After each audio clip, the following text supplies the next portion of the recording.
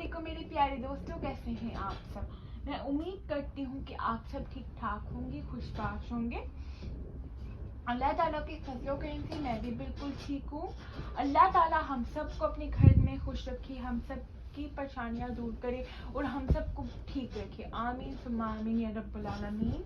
तो आज मैं आप लोग को एक कहानी सुनाऊंगी, सोया हुआ महल। एक दफा का जिक्र है, एक मुल्क पर एक बादशाह हुकूमत करता था। उनके पास सब कुछ था, लेकिन एक गम उन्हें बहुत था। उनकी कोई औलाद नहीं थी। बादशाह बहुत दुखी रहते थे। बहुत दुआओं और मन्नतों के बाद उनके घर एक बेटी हुई। वो रानी और राजा बहुत खुश थे। उन्होंने 7 परियों को बुलाया कि वो उनकी बच्ची को दुआ दें। और लेकिन राजा से एक गलती हो गई। वो 8वीं परी जो एक जादूगरनी थी, उसे बुलाना भूल गए थे। अब खुशी का वक्त आया, नामकरण होने वाला था। पहली परी माँ, आप आए और मेरी बच्ची को दुआ दीजिए। जी महाराज। प्यारी राजकुमारी, आप हर किसी को प्यार देंगी और आप हर किसी गरीब की भी मदद किया करेंगी। अगली परी आई, दूसरी परी माँ। प्यारी बच्ची, आप बहुत रहमदिल और बहुत ही अच्छी होंगी। आप की गाने वाली आवाज भी बहुत अच्छी होगी। अब तीसरी परी आई। प्यारी राजकुमारी, आप जिंदगी में बहुत तरक्की करेंगी। आप जिंदगी में तरक्की कर ही आगे बढ़ेंगी। अब चौथी परी आई। प्यारी बच्ची, प्यारी राजकुमारी, आप अपने लोग आपसे बहुत प्यार करेंगे, क्योंकि आप उनका हमेशा ख्याल रखेंगे। ऐसे ही 5वीं परी आई। प्यारी राजकुमारी, आप हमेशा ही आप बहुत ही ज्यादा बहादुर होंगी और आप किसी भी मुसीबत से बिल्कुल भी नहीं डरेंगी। अब 6वीं परी आई। प्यारी राजकुमारी, आप बहुत शक्तिशाली होंगी। जब 7वीं परी की आने की बारी थी तो महल में धुआं छा गया। वहां अंधेरा हो गया था। तभी वो जादूगरनी वहां प्रकट हुई। हे घमंडी राजा, तूने मुझे नहीं बुलाया और इन सब परियों को बुला लिया। मैं तुझे नहीं छोड़ूंगी।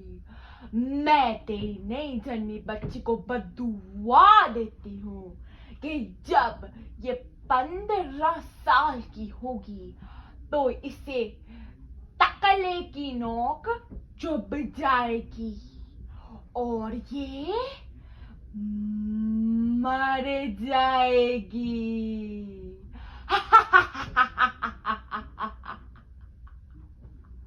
वो थर थर कांपती हुई वहां से गायब हो गई। सभी महल में रोने लगे।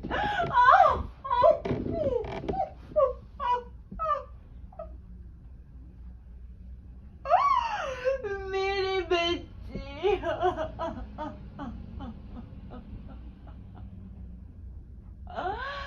मेरी माँ, प्लीज कुछ करे। हम अपने बच्चे को ऐसे सोते हुए देखकर मर जाएंगे, उसकी कोई खुशी नहीं देख पाए।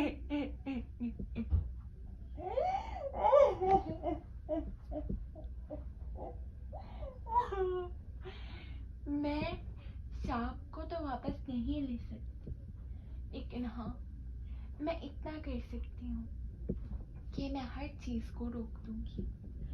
आप सभी सो जाएंगे। 100 सालों बाद एक राजकुमार आएगा और वो इस राजकुमारी को जगाएगा।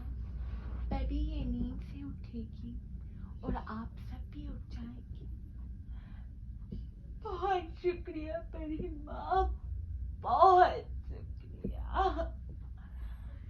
सभी महल के लोगों को देखो, उसकी तलाशी लो। अगर उनके पास कोई तकला है या सुई है वो जला दो और उन्हें कैद खाने में डाल दो। जी महाराज, जो हुक्म। ऐसे ही राजकुमारी बड़ी होने लगी। सभी शाप के बारे में भूल चुके थे। जब राजकुमारी आज राजकुमारी का 15वां जन्मदिन था। वो बाहर गई और उसने एक बूढ़ी औरत को एक चरखे पर काम करते देखा। ओ माँ, क्या कह रही हो? कुछ सिल रही थी। तुम देखना चाहोगी? तुम ये करोगी? जरूर माँ, मैं बिल्कुल करूंगी। मैं भी करती हूँ। जैसे उसने चरखा घुमाया, उससे तकले की नोक चुप गई।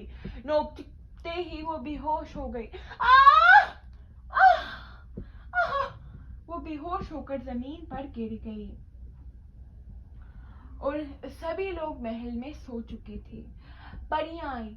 ये तो सो रहे हैं, क्यों ना हम राजकुमारी को बहुत अच्छा तैयार करें और इसके कमरे को भी बहुत अच्छा सजाएंगे।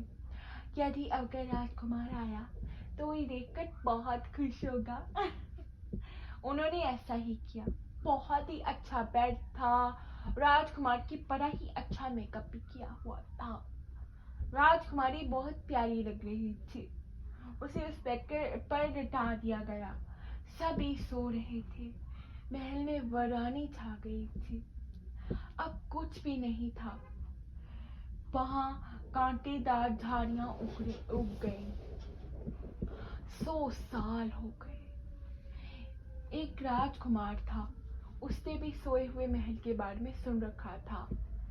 एक दिन वो वहां से गुजरा।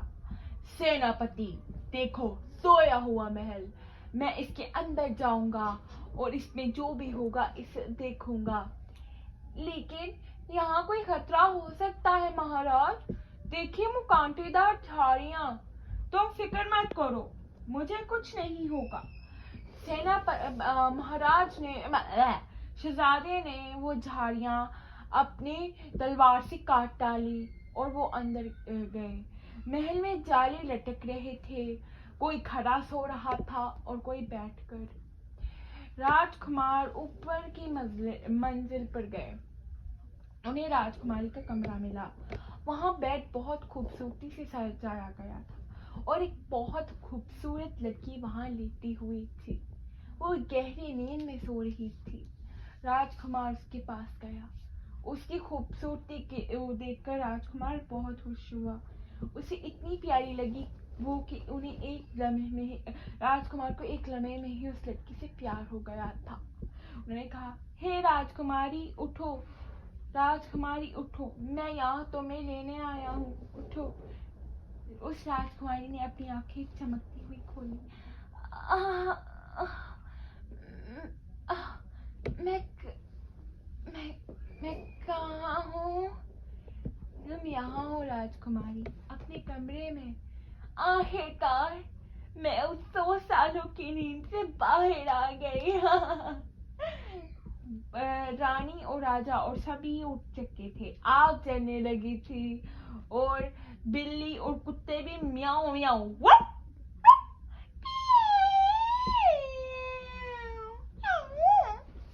करने लगे थे।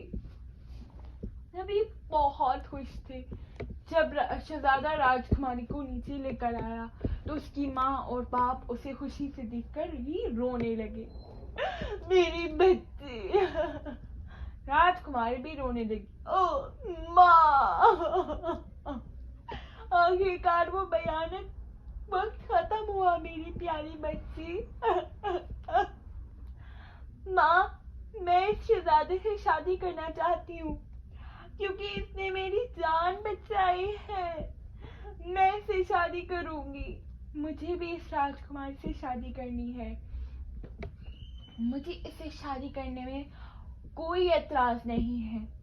उनकी शादी बहुत ही ज्यादा धूमधाम से हुई। शहजादा शहजादी को अपने महल में ले गया और वो हंसी खुशी रहने लगे। तो आई होप दोस्तों कि आप लोग को मेरी कहानी अच्छी लगी होगी। मुझे कमेंट करके ज़रूर बताएगा कि आप लोग को मेरी कहानी कैसी लगी। तो don't forget to like share and subscribe my video. मेरी वीडियो को लाइक शेयर एंड सब्सक्राइब करें। मुझे अपनी दुआ में याद रखिएगा, मैं भी आप लोग को अपनी दुआ में याद रखूँगी। अल्लाह हाफ़िज़।